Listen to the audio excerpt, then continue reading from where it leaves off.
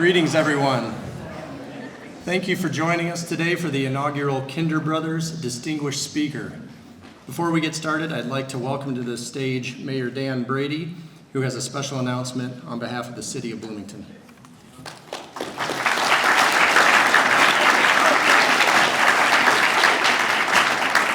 Thank you, Van, and good morning, ladies and gentlemen. If I could President Shan is right there. He is. If you'd come up, please. And what we'd like to do on behalf of the City of Bloomington is present you with the following proclamation from the city. And it reads as follows, and I'm joined by the entire City Council of Bloomington, former Mayor Terry Renner, who I was told might be in the crowd as a Wesleyan faculty, and I know former Councilman Jim Froon is here as well. And the citizens of Bloomington join all of us in congratulating you and the university on this, the 175th anniversary. Making nearly 2 centuries of unwavering dedication to the pursuit of academic excellence and the advancement of the liberal arts and sciences, Illinois Wesleyan University has served as a vital educational, cultural, economic cornerstone of the city of Bloomington, shaping generations of scholars through a rigorous, student-centered curriculum and a steadfast commitment to civic engagement. Illinois Wesleyan University is becoming the nation's leader in entrepreneurial liberal arts education, building on its rich tradition while pioneering innovative programs that prepare students to join the workforce in a rapidly changing world. The university's alumni have made substantial contributions to society across our wide array of fields, embroidering the university's mission to foster creativity, effective communications, strengthen our character and spirit of inquiry. The City of Bloomington recognizes and celebrates Illinois Wesleyan University's long-standing role in enhancing the quality of life for its residents through cultural programs, educational outreach, public service, and mutual beneficial partnerships. In celebration of the 175th anniversary of Illinois Wesleyan University, we continue to inspire excellence, foster innovation, and shape the future of higher education in our city and beyond. Therefore, I, Mayor Dan Brady, do hereby proclaim Monday, September 22nd, as Illinois Wesleyan University Day in the city of Bloomington, Illinois, and urge all citizens to join recognizing the remarkable legacy, contributions, and continuing impact of Illinois Wesleyan University on our community, our state, and our nation. Thank you, and congratulations, Illinois Wesleyan University. President, thank you. Can we set that back now?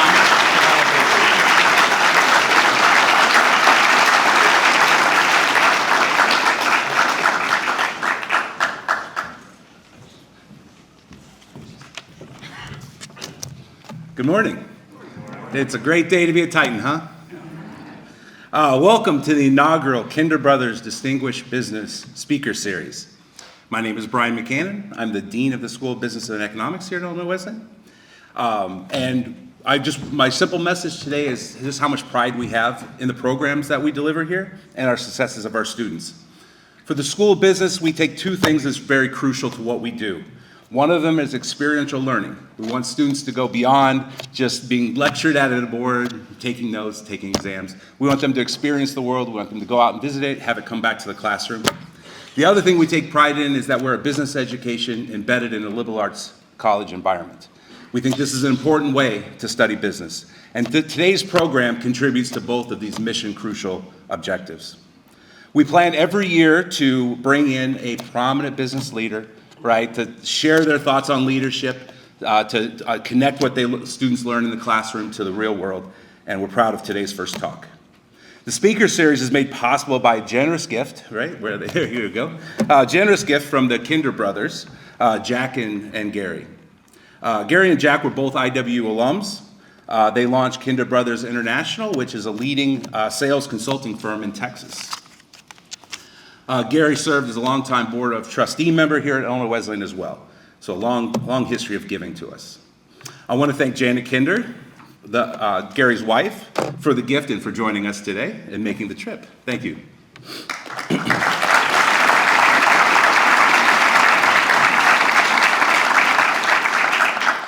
And I'd also like to thank the family here that came today. So David Smith is currently the CEO of Kinder International, and his wife Lauren made their way today as well. Thank you for coming.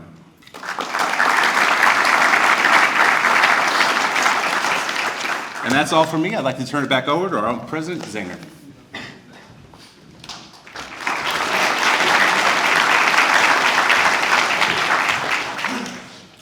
Wow, what a crowd.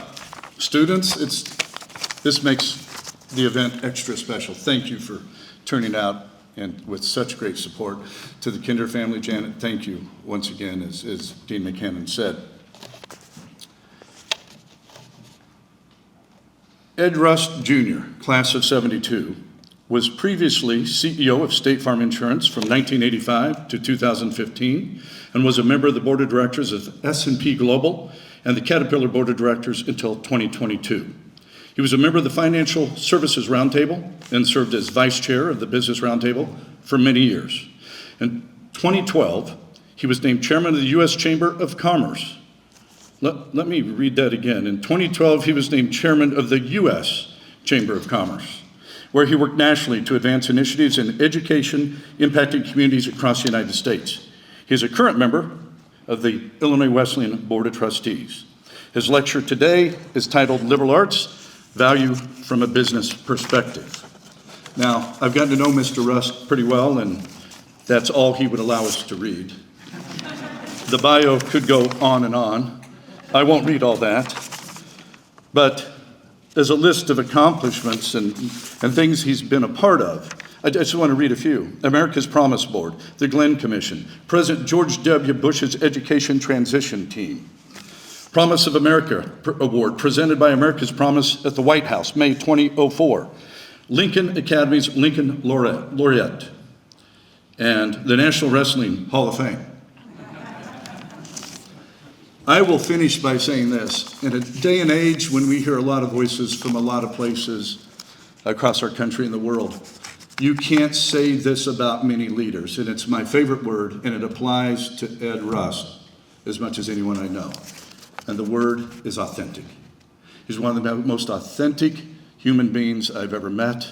And with that, Ed, please take the stage. Thank you.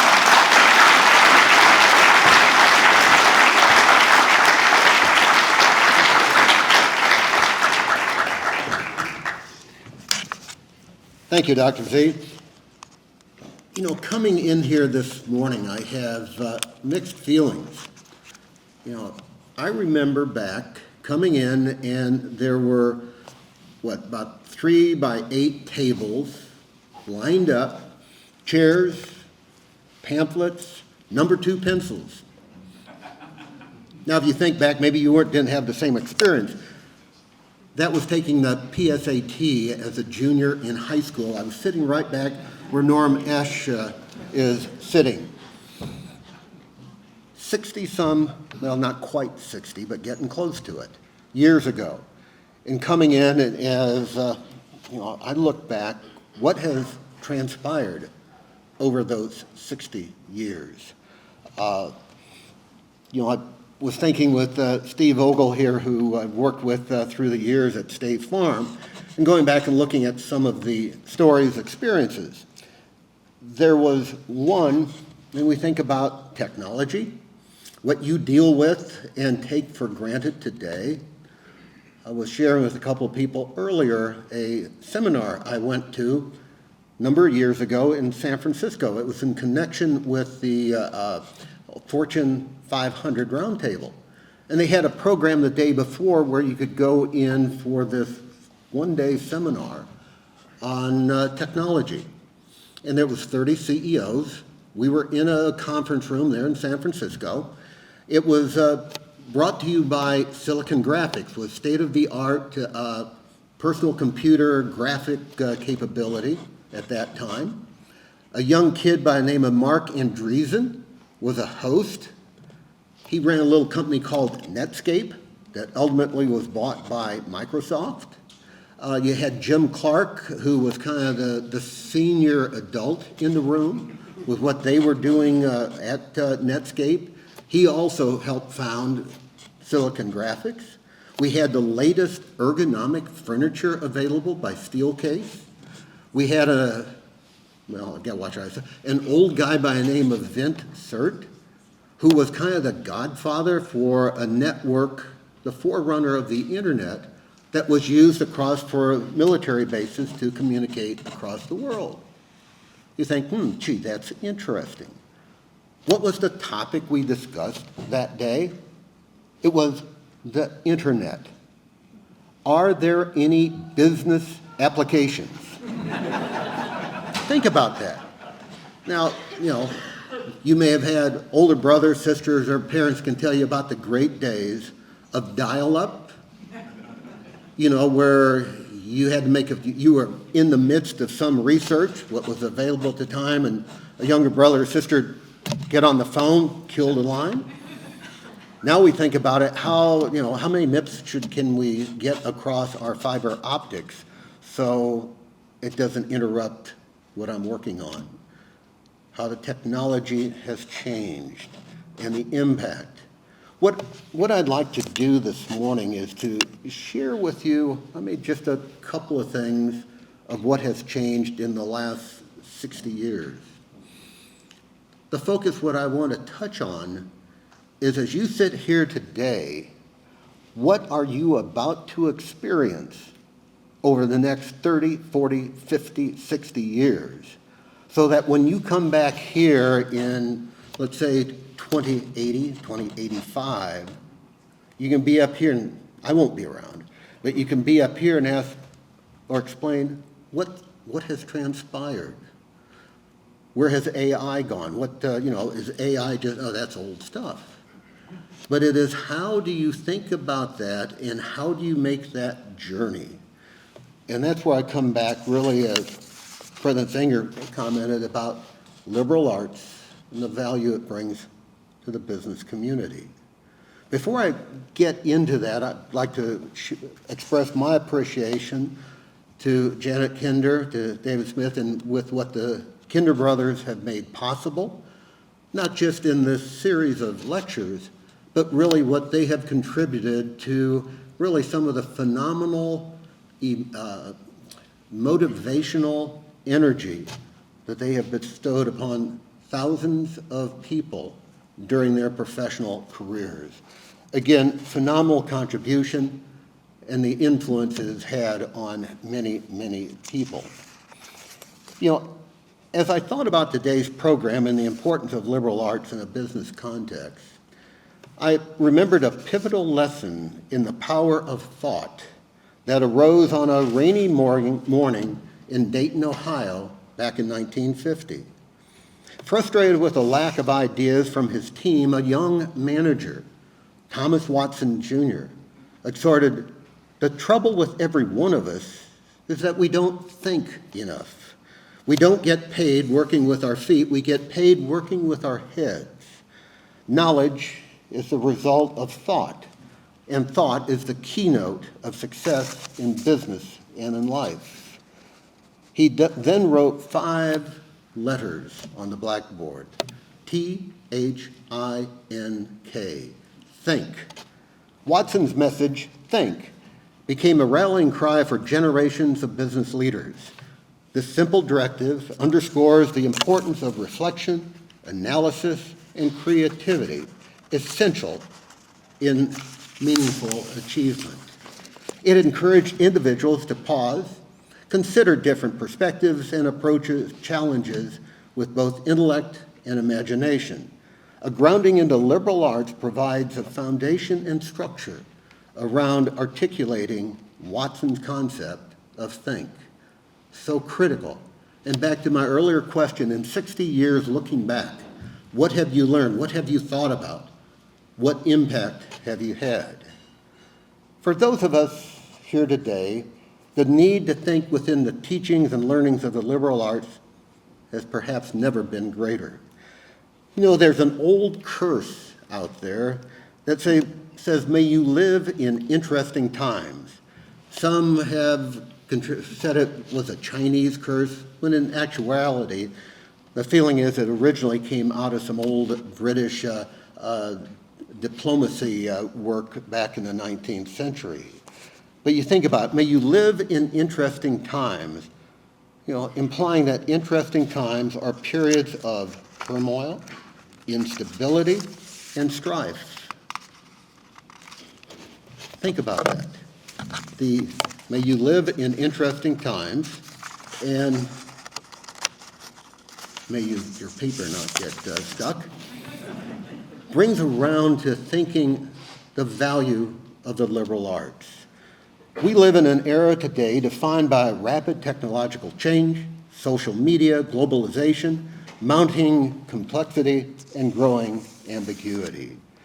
Business leadership requires more than technical expertise and financial acumen. Leadership requires wisdom, empathy, creativity, and adaptability, qualities nurtured through the liberal arts. These studies provide a foundation for really holistic thinking. At its core, the liberal arts encompass a spectrum of academic disciplines, literature, history, philosophy, the social sciences, mathematics, and the arts. Disciplines that allow us to examine the human experience, question assumptions, assess the status quo, and pursue knowledge for its own sake. It provides tools to help us see patterns, synthesize ideas, and imagine possibilities. Business is not static. It demands leaders who are not merely proficient in numbers and spreadsheets. You must understand people and organizations. It is the liberal arts that instills a habit of curiosity, teaching us to approach problems with open minds and with empathetic hearts, qualities that help foster dynamic workplaces, cultivate innovation, and build trust, all vital to business success. Another aspect is really the critical thinking, which is the bedrock of decision-making. Decisions navigating a market disruption, whether negotiating a merger or weighing the ethical implications of an innovative technology, leaders face ambiguity and uncertainty at every turn. The study of philosophy, political science, or literature does not simply furnish students with facts. It trains the mind in augmentation, analysis, and the skill of questioning and debate. Critical thinking, honed through engagement with complex texts and diverse perspectives, is the bedrock of sound decision-making. Leaders with the liberal arts background are adept at discerning nuance, evaluating evidence, and thinking beyond conventional wisdom. They ask, what if? They probe for underlying causes. They challenge assumptions, ensuring that their organizations do not fall prey to groupthink or inertia. Another aspect is communications, the power to inspire and unite. Business is, in essence, it's a human enterprise. Success hinges not merely on the brilliance of ideas, but on the ability to effectively communicate them. Whether rallying a team, persuading a shareholder, or articulating a vision, leaders must express themselves with clarity, conviction, and authenticity. The liberal arts, with their emphasis on language and expression, prepare leaders to be compelling communicators. Through the exposure to literature, rhetoric, and the arts, students learn to write and speak with precision, empathy, and persuasion. They become attuned to the subtleties of tone, audience, and context, skills as essential in the boardroom as in the classroom. In a global marketplace where teams span cultures and continents, the ability to bridge differences through communication is powerful. Another aspect, ethics, perhaps not enough attention in some quarters these days, navigating the moral landscape of business. Our world faces profound ethical dilemmas: artificial intelligence, climate change, data privacy, to name just a few. Business leaders must not only generate profits, but be stewards of resources, honor commitments, and weigh decisions in light of their impact on society. The liberal arts ground us in the study of ethics, history, and moral philosophy, fostering a sense of responsibility that transcends the bottom line. Through debate, critical debate, on justice, equity, and the common good, students of the liberal arts grapple with questions of right and wrong. They learn that every action has consequences, and leadership means making choices guided by principle. Organizations led by individuals with strong ethical compasses are more resilient, more respected, and more likely to create lasting value for all stakeholders. Adaptability and lifelong learning, so essential in the world today and as we go forward. The business landscape today is marked by volatility, technological evolution, or revolution at times, consumer preferences shift at times, and global events reshape markets literally overnight. In such a world, a rigid skill set becomes obsolete. The ability to learn, unlearn, and relearn is paramount. The liberal arts foster an adaptability, equipping leaders to thrive amidst uncertainty. Because liberal arts majors have engaged with diverse disciplines and perspectives, they are more comfortable in dealing with ambiguity and change, knowing that things will be different tomorrow, and what do I need to do to change and be successful. They approach new challenges not with fear, but with curiosity. Their broad education enables them to pivot across functions, industries, and even continents, bringing fresh insights into unfamiliar terrain. Innovation, something I know you spend a good deal of time here at Wesleyan. Innovation is the lifeblood of competitive advantage. It demands more than technical mastery. It requires imagination. The liberal arts liberate the mind from the routine, encouraging students to explore, play, and dream. Exposure to the arts and to humanities nurtures creativity, inspiring leaders to envision new products, services, and even business models. Some of the world's most successful entrepreneurs, a roster that includes tech visionaries, retail pioneers, and social activists, attribute their breakthroughs not to rigid specialization, but to the freedom and breadth of their education. They draw unexpected connections, see opportunities where others see obstacles, and invite diverse voices to the table. Global awareness, so important today, and cultural competence. Today's business leaders must navigate a multicultural world. The liberal arts, with their emphasis on history, language, global affairs, cultivate a cultural competence. They encourage respect for difference, curiosity about other ways of life, and the ability to lead diverse teams. Whether forging international partnerships or entering new markets, leaders with liberal arts backgrounds are attuned to cultural nuances. Their knowledge empowers them to avoid costly missteps, foster trust, and create products and services that resonate across borders.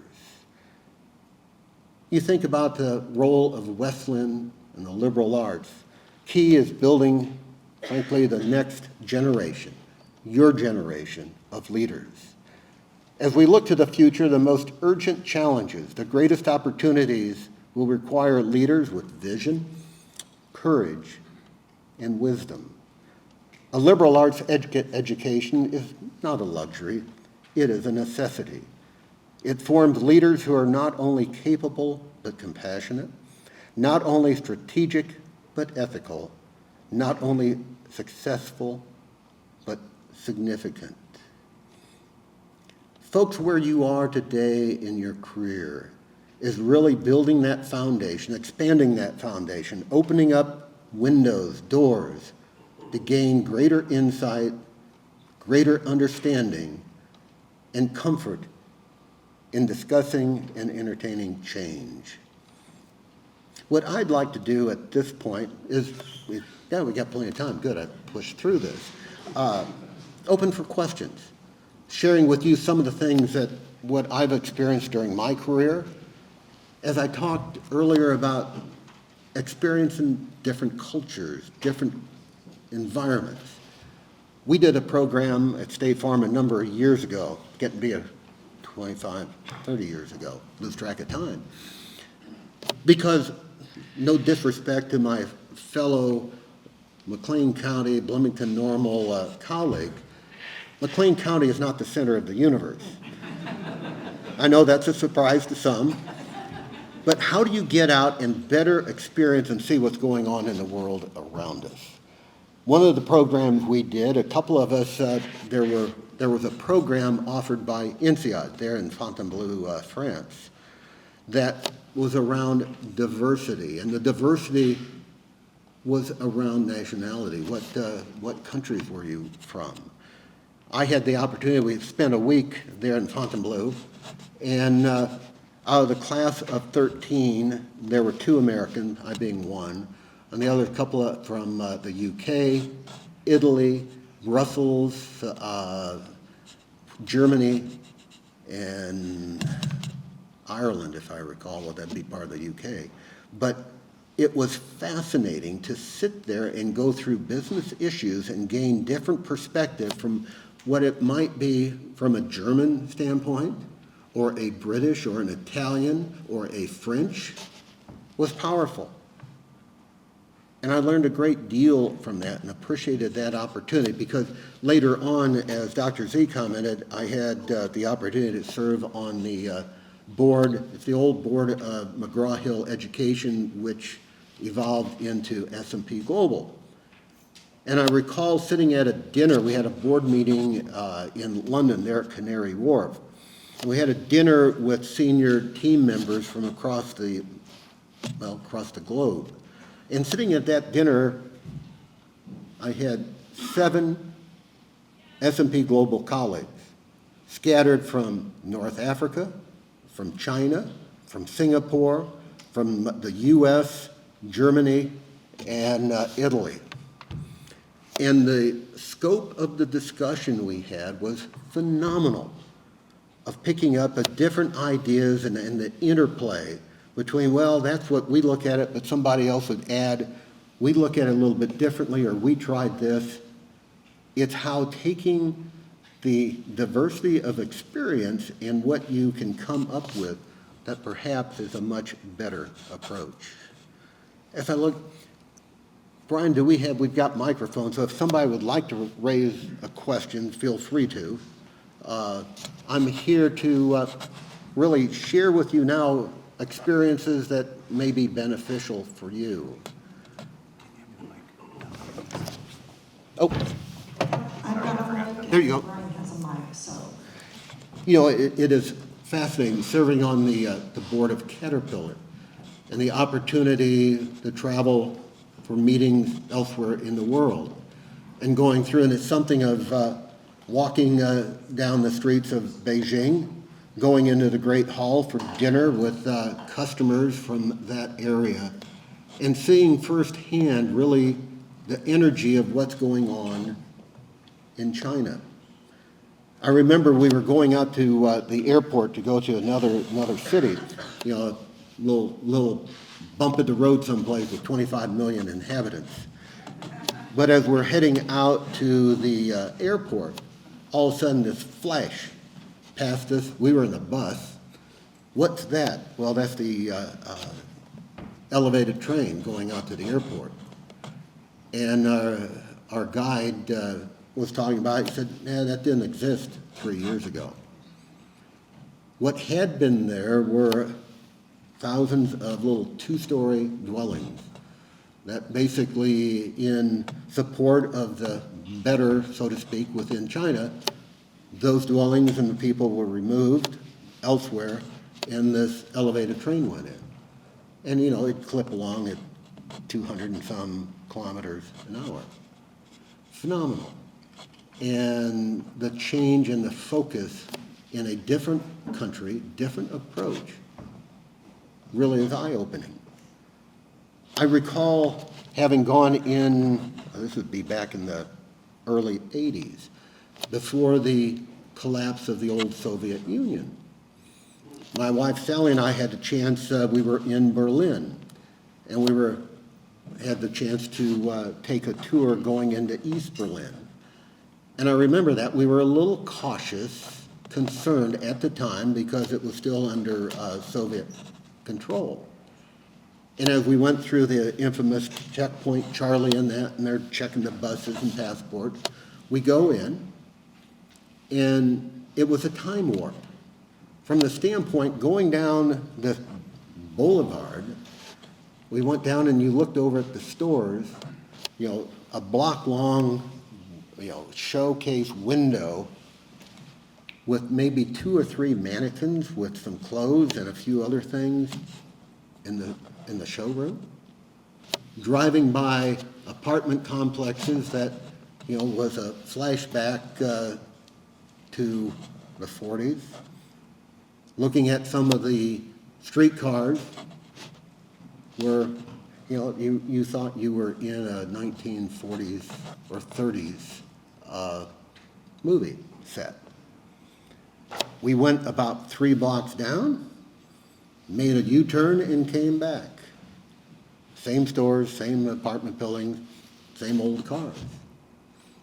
That was our tour of East Berlin at the time. Again, different economic systems. The speaker at the commencement here at Westland a good number of years ago was, after the commencement exercise, was asked a question by a grad. She had earned a Fulbright scholarship out to Stanford in political science. And she knew the speaker had gone to Stanford, was an economics major, and she asked him for any words of advice that he may have with her heading out to Palo Alto. His advice to her was take several courses in economics. Why? So hopefully you have a fundamental understanding of the system you will likely be trying to change. I go back my early time in working on education reform, particularly in the K through 12 area. As a chemistry prof, you don't necessarily on the first day of school tell your class, that's the laboratory in there. Go in, get acquainted with it, do it, whatever, mix some things together. Because if you do that, you're likely to have a visit from the fire department or what. Understand what it is you're trying to change, the underlying circumstances and structure, so you don't end up doing, whoa, that didn't work. You can get a T-shirt today that says, I'm pretty sure my final words will be, well, that didn't work. As you think about these things and coming back through, and that's where the liberal arts comes back in to really provide perspective, to provide the ability to go out and seek information, to evaluate information. So critical today as you think in terms of social media. I get one of the clipping services, I think Apple may put it on, that will go through and highlight a whole variety of news headlines. And you can scan down through that, it's interesting. You go down through it and you look, whoa, here's an article.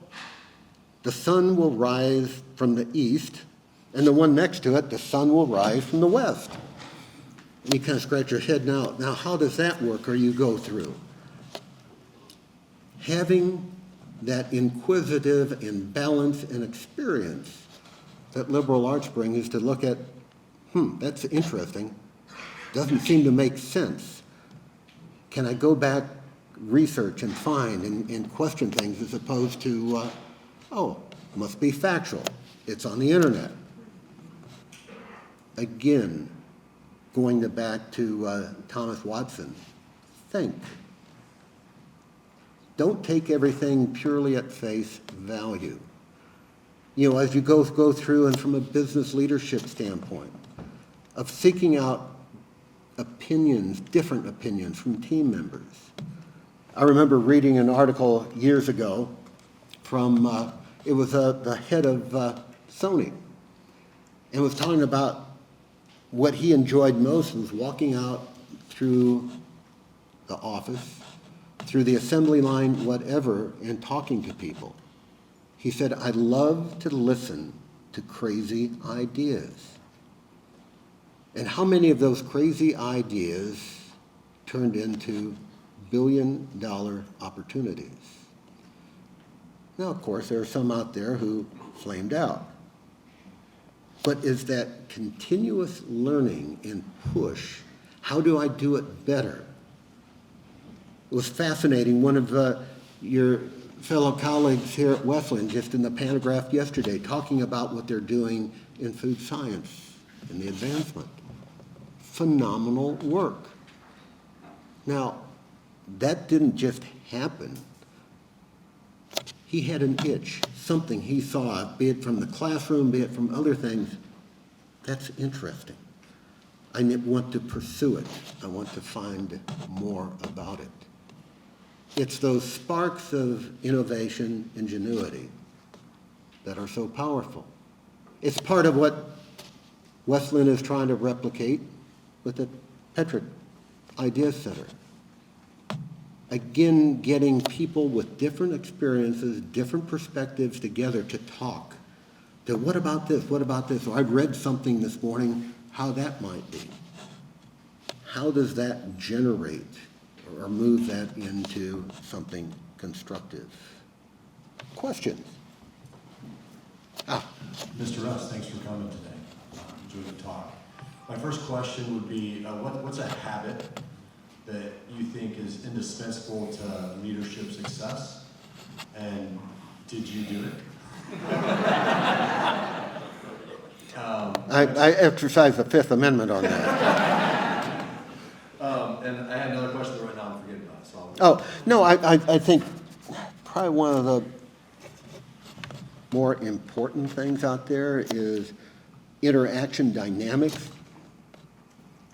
I think having a level of humility and a willingness or an encouragement of others to speak their mind.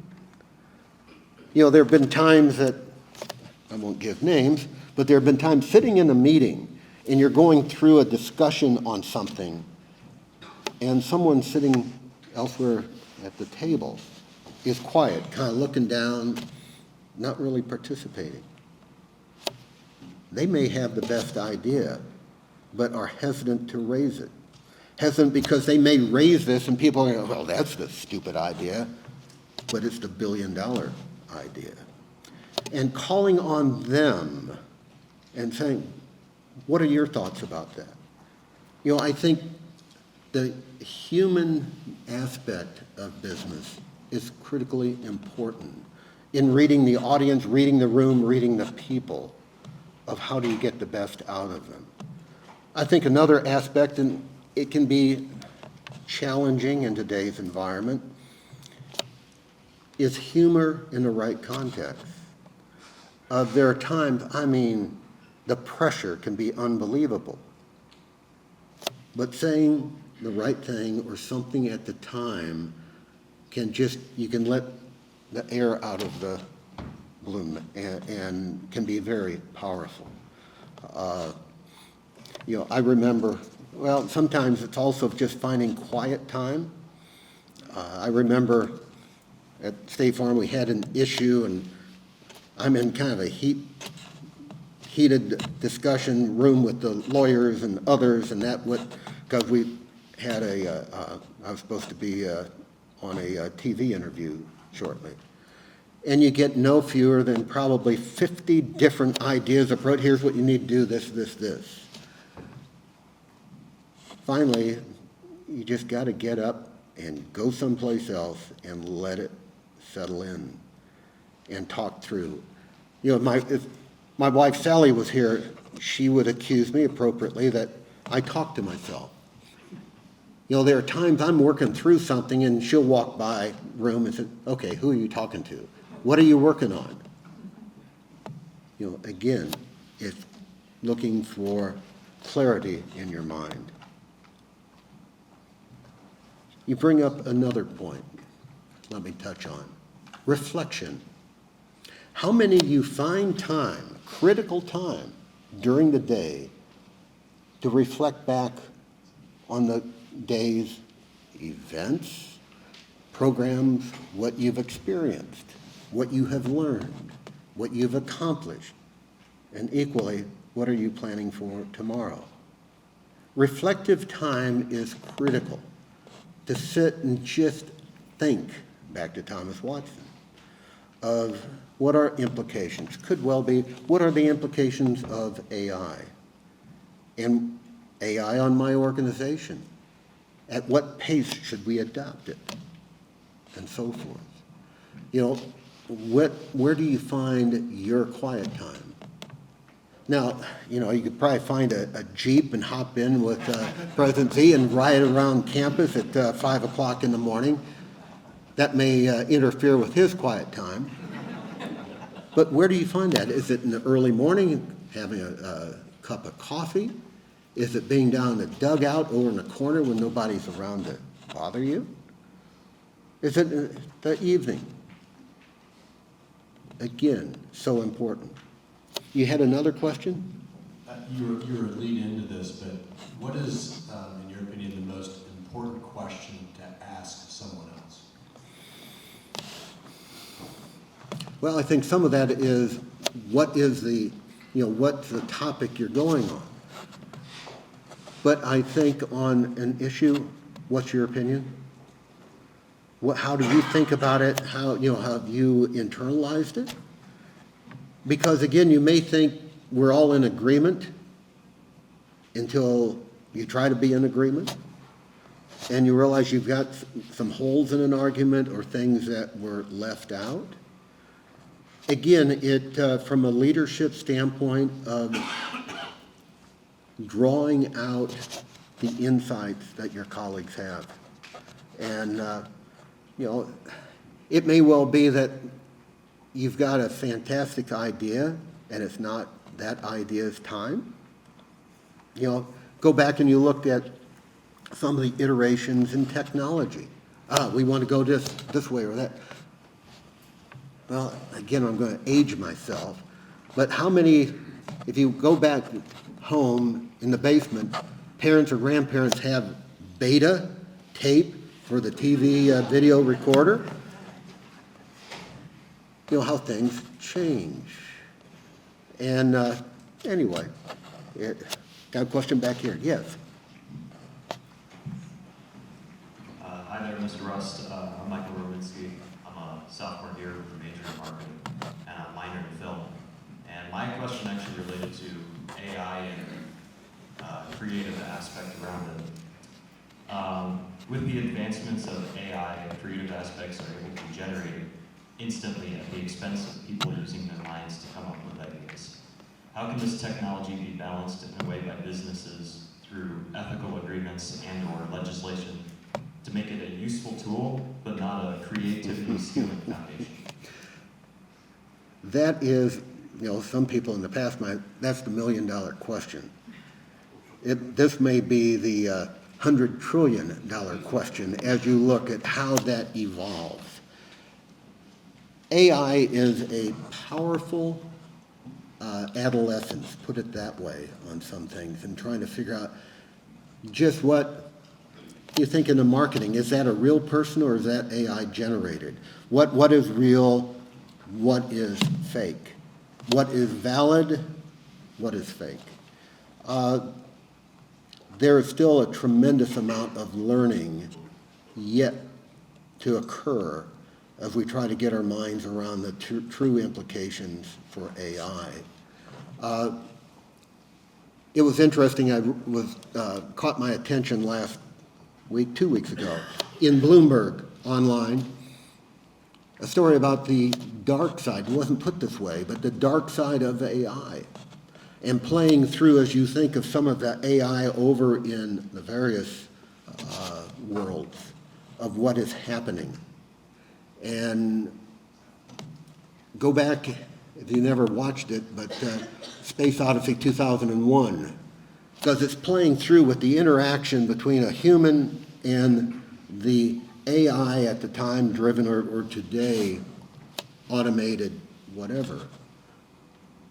And the computer running the spaceship in 2001 and taking over, or attempting to take over. And it was the thrust of this article of some of that dark side, which I would say also exists over in social media. I was telling Brian earlier, at a gathering a number of years ago, again out in California, Mark Zuckerberg was on the program with us. And he was talking early on with Facebook about, the tremendous positive things that Facebook was doing, allowing families to connect with relatives elsewhere in the world that they had not seen or really ever communicated with until this technology came out. And it was, I hear Mark talking about these communities and the connectivity, all fabulous, until you start looking today at some of the dark side. What happens out there? And that likely, when you all look back in 60 years, is going to be one of the more significant defining challenges that we will need to master. Question? Ed, I'm Mark Sheldon, class of 70. Thank you very much for your speech today. I've never heard a better defense of liberal arts on this campus than what I heard from you today. So I really appreciate it. And perhaps more importantly, thank you to your company and your family for all the generosity. Well, you don't realize how much that is, but it's been remarkable. My question to you is about China. You referenced China. As you know, I had a long academic career in Hong Kong. I was there for 21 years. And I used to joke with my students, I would say to them, get ready to work for the Chinese. With the rise of China and the remarkable changes that have occurred there in business, in technology, you referenced the maglev, the high-speed train system now that is extensive all over the country that puts us to shame, frankly. I mean, we, in many areas of technology, we're being eaten alive by the Chinese, whether it's solar, wind, certainly high-speed rail, robotics, drones, you can go down the list. So my question really is, you were involved very heavily in Republican politics and about U.S.-China relations in the earlier era of the Republican Party that is no more now. So I'm interested in your thoughts about China and how that's influenced the business community, and what would you recommend about our approaches as a country to U.S.-China relations going forward? Because China's going to be in everyone's life. Whatever field you're in, whether it's business, medicine, engineering, military, whatever it is, China and U.S.-China relations is going to be central to our country's future. So that's my question about China. Mark, I think coming in caution with a couple of exclamation marks, an understanding, and part of the challenge may well be that the more than the camel's nose is already under the tent, in the tent, that you don't really know. The Chinese have, if you want to call it advantage, you would not necessarily want the environment, but a long-term perspective and how they control things. There is limited, if any, cost-benefit analysis. There's benefit analysis. Don't worry about the cost and how do you play that. No, I think it is a real concern. I know at my time, both Caterpillar and S&P, of how do you protect the value of your IP, your intellectual property. Equipment that Caterpillar manufactures and sells in China is China only. Because when you go in and find your piece of equipment disassembled and people going through to figure out what is the advantage. Okay, what did you do? And you find your technological advantage is soon replicated. So no, I think very cautious. And you think about the innovative industrial capacity of China. All you need to do is go through the Alum Museum at Oxford and see a lot of the advances that the Chinese did 2,000, 3,000, 4,000 years ago.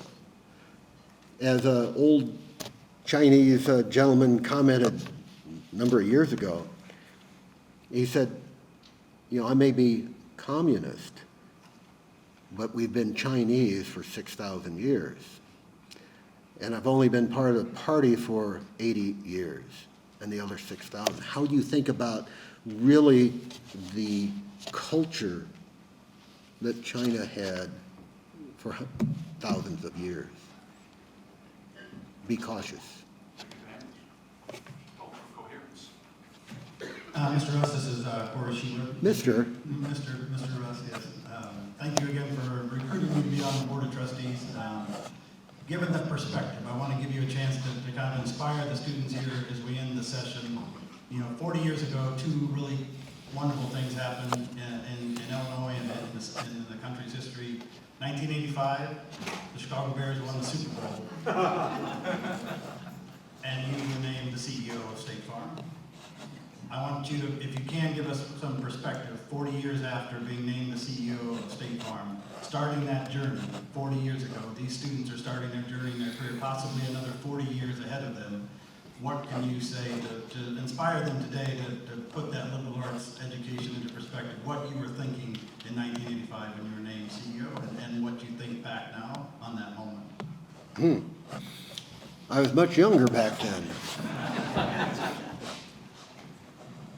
Corey, one of the things, and again, in the theme of thinking and learning and so forth, it's an interesting bridge. And some of this in our youth, looking at, well, what do these old people have to offer? What's the experience? You didn't grow up, with the latest technology or what, you fumble around. How many of you still have your phone tied to the wall? You think about grandparents do, you may not with mobile devices, but how the world has changed. I think I was most fortunate in ways that I had tremendous mentors. People to sit down and talk to who had a 20, 30, 40, 50-year perspective over time to talk about, here's what we dealt with at one time, how we got through it or what. Mentor used to repeat it many times. He said, times may have been simpler back then. You didn't have 24/7 news media and so forth. It may have been simpler. Doesn't mean it was easy. A dear mentor of mine went through in his old office. Some of you probably won't identify this. Sony, years ago, really a classic thing, 3 TV tubes in one set. Why 3? Because you had 3 networks, and that's what you listened to. That was it. Now even Best Buy can't get enough screens up there to show everything, podcast or what, out there that you may get information. So my point as you look, regardless of career, it's tapping into the resources that may be available. Could be senior, people who have had successful careers and now are retired, or it could be a good friend of mine out on the West Coast, run a couple of the big tech firms. He goes the other way in terms of, I'm going to visit with the quote kids. What are they dreaming and coming up with? And he said, it keeps me current in my thinking. He said, at the same time, I have to laugh because they're explaining to me what folks are doing with technology and what they're dreaming of. He said, they call me and ask a question I've got an employee who is failing. How do you get rid of them? Now, that may be harsh, but you see the different worlds. I don't necessarily understand technology, but there are some nuts and bolts that they are facing in starting a business. You know, you think, some of you here today, and you think of innovation and entrepreneurship. You know, entrepreneurship is, can be hell. As you look through, because of one, you've got a tremendous idea and approach, but how do you execute on it? All of a sudden, how do I make a sale to somebody with the capital that will help my business get off the ground? You know, I don't know, Brian, if it's a business rule or what, entrepreneurship and positive cash flow don't always go hand in hand. But how do you work through that? How do you, in coming back in, and you know, some of it, think with the Kinders and KBI, that belief in yourself and how do I improve? At the end of the day, where it may have been the worst experiences you've had, how do you pick yourself up and re-energize, knowing that tomorrow could well be much better and make up for anything that failed today? That personal understanding and motivation is so critical. You know, I look back, there were over 30-some years, and that there were some less than pleasant days. And you never know, time walking from a meeting back to my office, you just, well, hopefully tomorrow's going to be better. You know, that is business. It's also life. And learning, and I think coming back with the liberal arts and with the experiences and readings that can bring, it gives you a framework in which to think, analyze, and find answers more responsive. Am I running over time? Thank you, sir.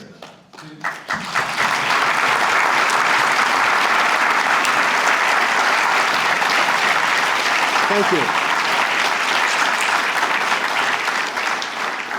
And Brian, if I might say, I doubt I'll be around in the 60 years when you can write down what you have seen occur between now and 2085. But hopefully remember this comment so you can go back and you tell the audience in 2085, you think we had it easy? Anyway, thank you, and I wish you the best and success in whatever your endeavors may be going forward.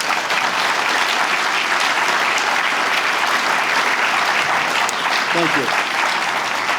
We have some cookies in the store, so enjoy some snacks. And